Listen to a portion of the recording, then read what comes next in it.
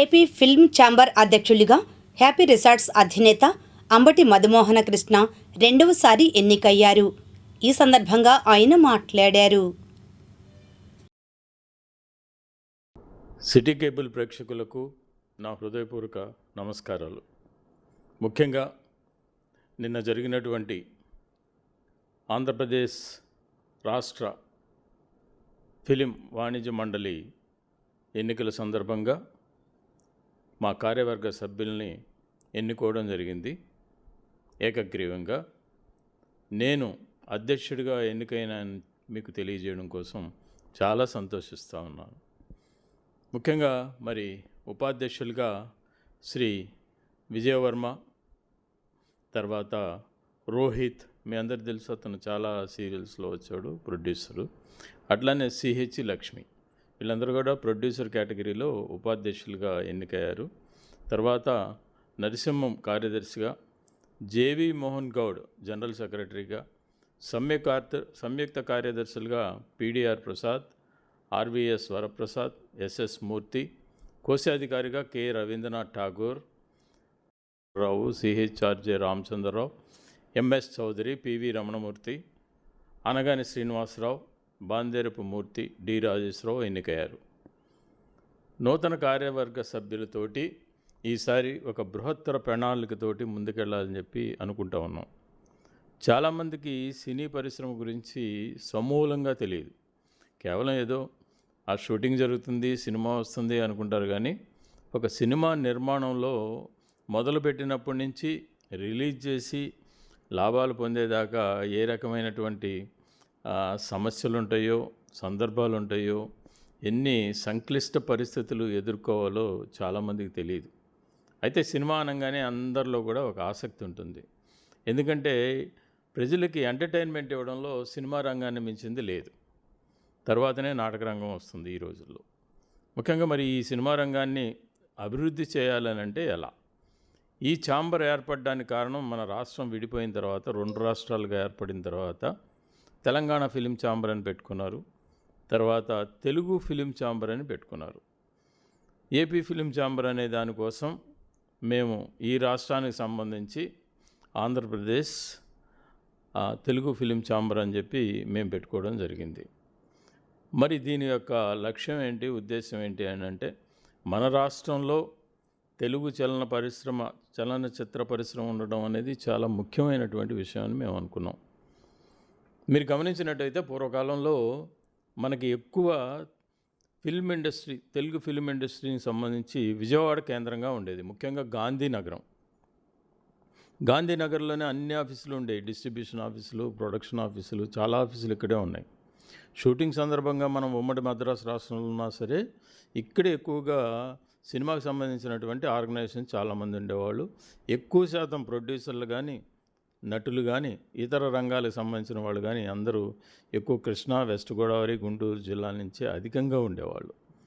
మరి ఇటువంటి అప్పుడు ఈ రాష్ట్రం విడిపోయిన తర్వాత, మద్రాసు నుంచి విడిపోయిన తర్వాత హైదరాబాదులో అద్భుతంగా డెవలప్ అయింది.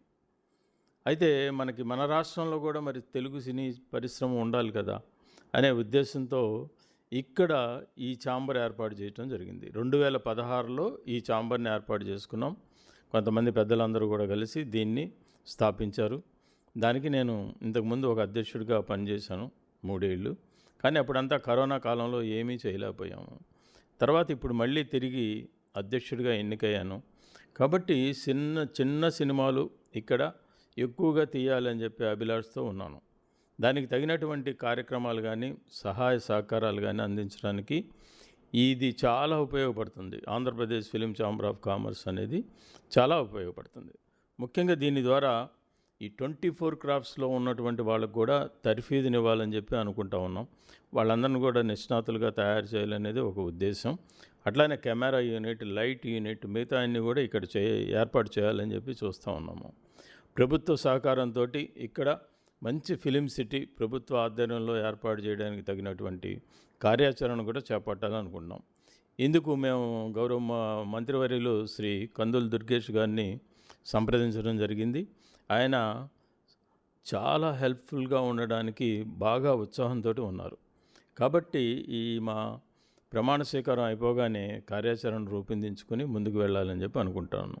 అట్లానే ఇక్కడ ఉన్నటువంటి చంద్రబాబు నాయుడు శ్రీ ముఖ్యమంత్రి గారు చాలా ఉత్సుకతతో చాలా రంగాల్లో డెవలప్మెంట్స్కి ఆయన కృషి చేస్తూ ఉన్నారు. ఈ సినీ రంగం కూడా చాలా ప్రముఖమైనటువంటిది. ఎందుకనంటే మీరు చూడండి, ఎంత పెద్ద సినిమాలైనా కానీ 68% రెవెన్యూ మన ఆంధ్రప్రదేశ్ నుంచి వస్తుంది.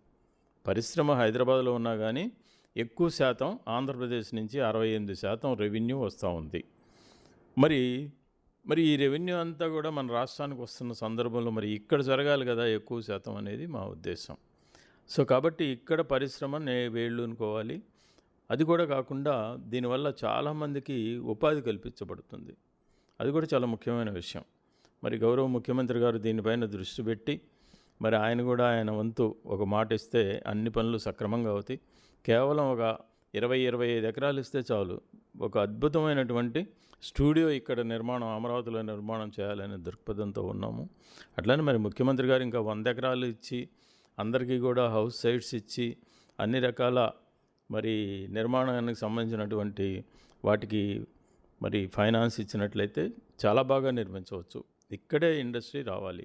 ఇక్కడ లేని లొకేషన్స్ అంటూ లేవండి. మీకు రివర్ లొకేషన్స్ ఉన్నాయి, సీ లొకేషన్స్ ఉన్నాయి, మళ్ళీ అట్లానే ఫోర్ట్ లొకేషన్స్ ఉన్నాయి, what not everything many locations are around Vijayawada ఉన్నాయి మీకు. మరి మూలపాడు ఫారెస్ట్ తీసుకుంటే అద్భుతంగా తీర్చిదిద్దారు. మరి అట్లానే కొండవీడు, ఇట్లా చాలా లొకేషన్స్ విజయవాడను అనుకొని చుట్టుపక్కలే బోల్డ్ ఉన్నాయి.